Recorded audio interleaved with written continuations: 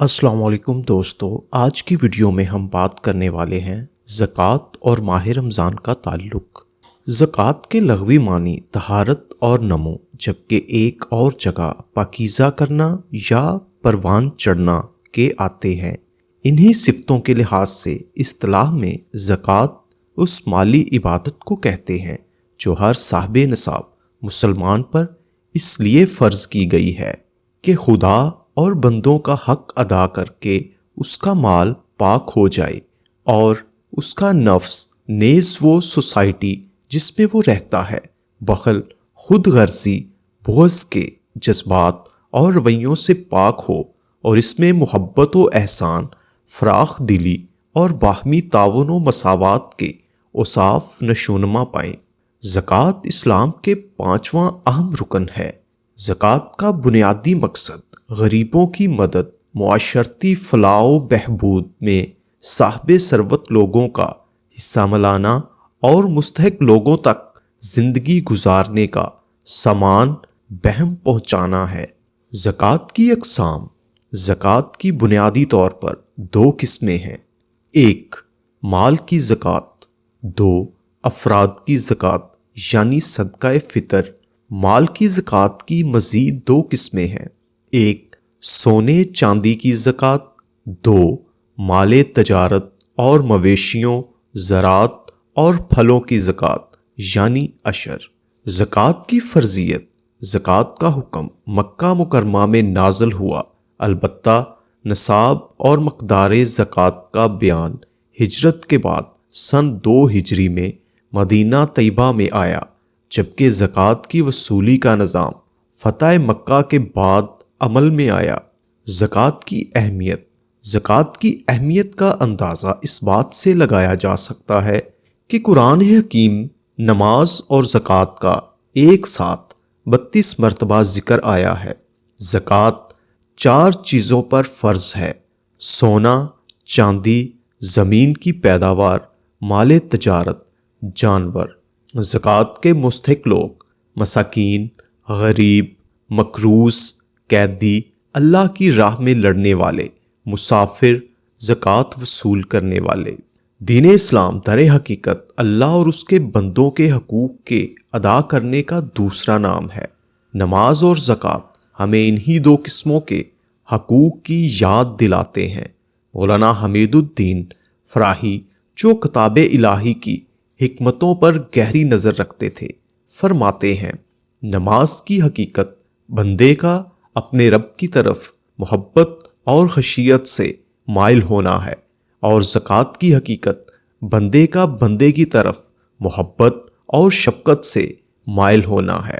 زکوٰۃ ادا کرنے سے انسان کا نفس بھی پاک ہوتا ہے اور اس کا مال بھی پاک ہو جاتا ہے، لیکن اگر وہ اتنا خود غرض ہے کہ وہ اللہ تعالیٰ کی بخشی ہوئی دولت میں سے اللہ کا حق ادا نہیں کرتا تو اس کا مال بھی ناپاک رہتا ہے اور اس کا نفس بھی ناپاک رہتا ہے۔ نفس انسانی کے لیے تنگ دلی، احسان فراموشی اور خود غرضی سے بڑھ کر گھٹن اور ناپاکی کی بات اور کیا ہو سکتی ہے؟ زکوٰۃ ان لوگوں کے مسئلے کا حل ہے جو غریب اور محتاج ہیں۔ مسلمانوں کا فرض ہے کہ وہ اپنے بھائی کی مدد کریں اور کوئی بھائی بھوکا ننگا اور ذلیل و خوار نہ ہونے پائے۔ رمضان المبارک کے شروع ہوتے ہی انسانوں میں ذہنی، ایمانی اور عملی اعتبار سے بہت سی خوشگوار تبدیلیاں واقع ہوتی ہیں۔ نہ صرف یہ بلکہ ہمارے ارد گرد کے معاشرے میں امن و امان، باہمی ہمدردی اور اخوت و بھائی چارے کی ایک منفرد فضا قائم ہو جاتی ہے۔ یہ فیضان اس ماہ مبارک کی ایک خاص نعمت الہی ہے۔ چنانچہ اس مہینے میں عام طور پر امراء کا اپنے اموال کی زکوٰۃ نکالنے کا دستور ہے، اگرچہ زکوٰۃ کی ادائیگی کا براہ راست رمضان المبارک سے کوئی تعلق نہیں ہے، بلکہ زکوٰۃ کے وجوب اور اس کی ادائیگی کا تعلق اس کے متعین نصاب کا مالک بننے سے ہے۔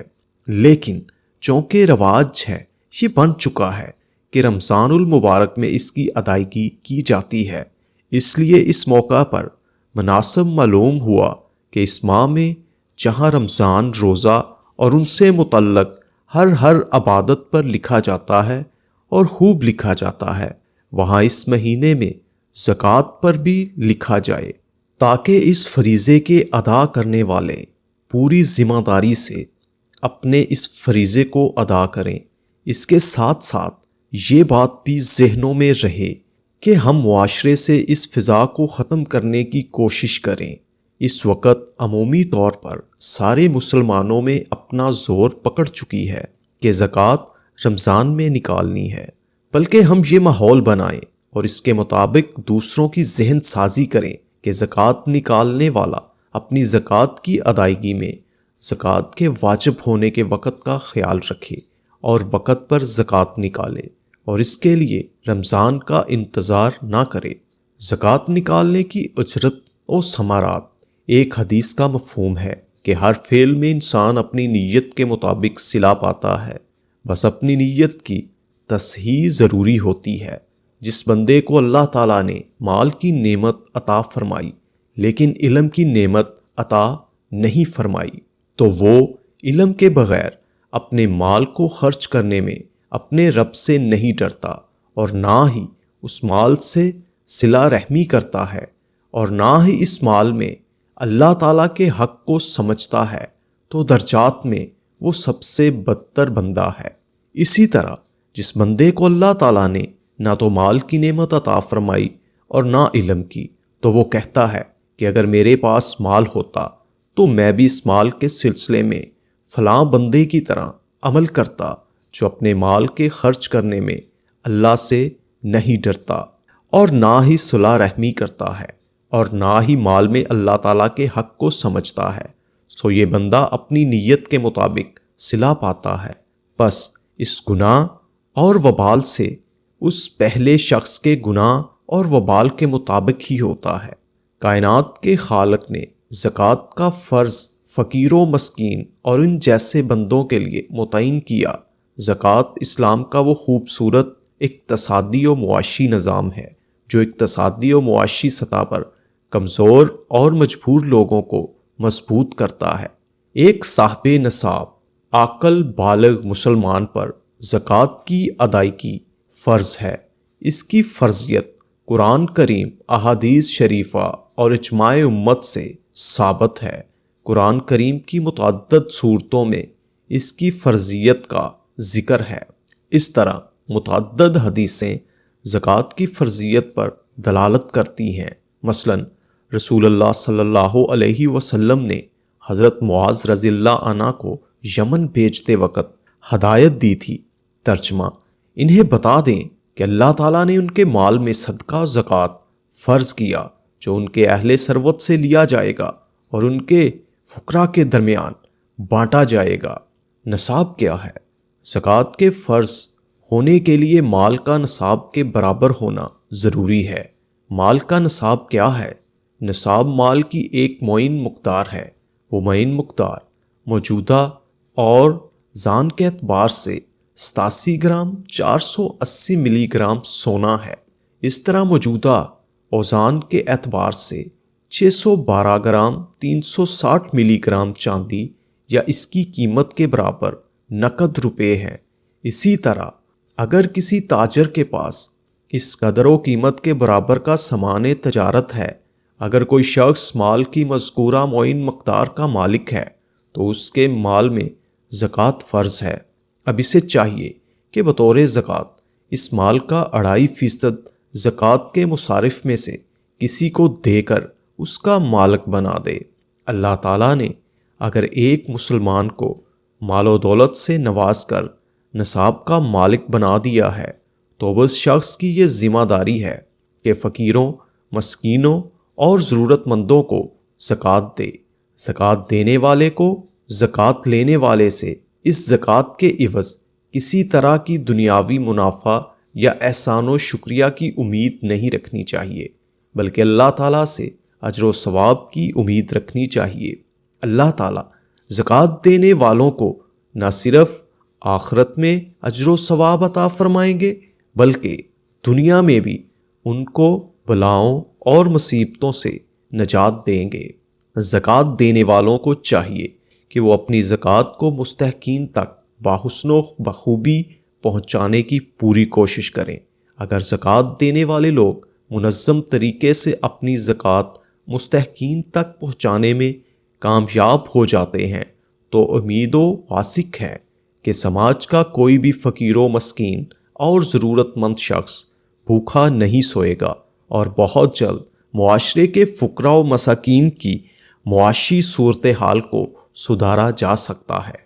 ایک حدیث مبارکہ کا مفہوم ہے کہ جو بھی سونے اور چاندی والا اپنے سونے اور چاندی کی زکوٰۃ بشرط یہ کہ وہ نصاب کو پہنچ جائے نہیں دیتا تو قیامت کے دن اس کے سونے اور چاندی کی تختیاں بنا کر جہنم میں انہیں تپا کر ان سے اس کے پہلوؤں، پیشانی اور پیٹھ کو داغا جائے گا۔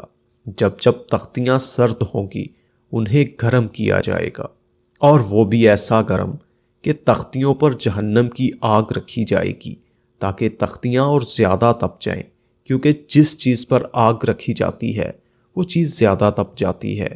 ان گرم تختیوں سے مسلسل عذاب دیا جاتا رہے گا ایک ایسے دن میں جو 50,000 سال کا ہوگا، یہاں تک کہ اللہ تعالیٰ بندوں کے درمیان فیصلہ فرمائے تو وہ اپنا راستہ دیکھے کہ جنت کی طرف ہے یا جہنم کی طرف۔ مال میں بخل سے کام لینے والوں کے لیے قرآن مجید میں اللہ تعالیٰ ارشاد فرماتا ہے، ترجمہ: جنہیں اللہ تعالیٰ نے اپنے فضل سے کچھ دے رکھا ہے وہ اس میں اپنی کنجوسی کو اپنے لیے بہتر خیال نہ کریں، بلکہ وہ ان کے لیے نہایت بدتر ہے۔ ان قریب قیامت والے دن یہ اپنی کنجوسی کی چیز کے طوق میں ڈالے جائیں گے۔ آیت کریمہ کی تفسیر میں ایک صحیح حدیث بھی وارد ہے۔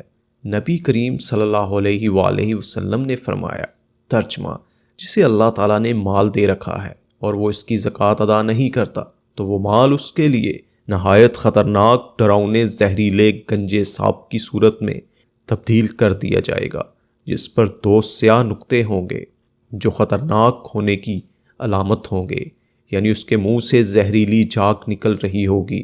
وہ اس کے گلے میں قیامت کے دن مسلے توک ڈال دیا جائے گا، پھر وہ اس کے دونوں گلپھڑوں کو پکڑ لے گا اور کہے گا، میں تیرا مال ہوں، میں تیرا کنز ہوں، خزانہ ہوں۔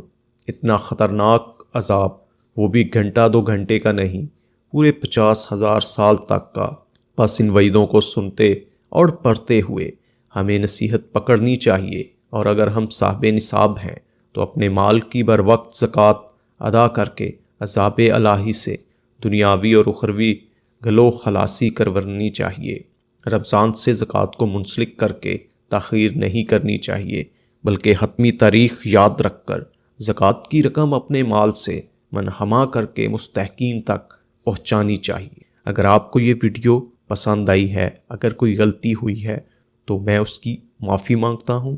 تو اگر آپ کو یہ ویڈیو پسند آئی ہے تو پلیز چینل کو سبسکرائب کر دیں اور بیل آئیکن پہ بھی کلک کر دیں۔ شکریہ، اللہ حافظ۔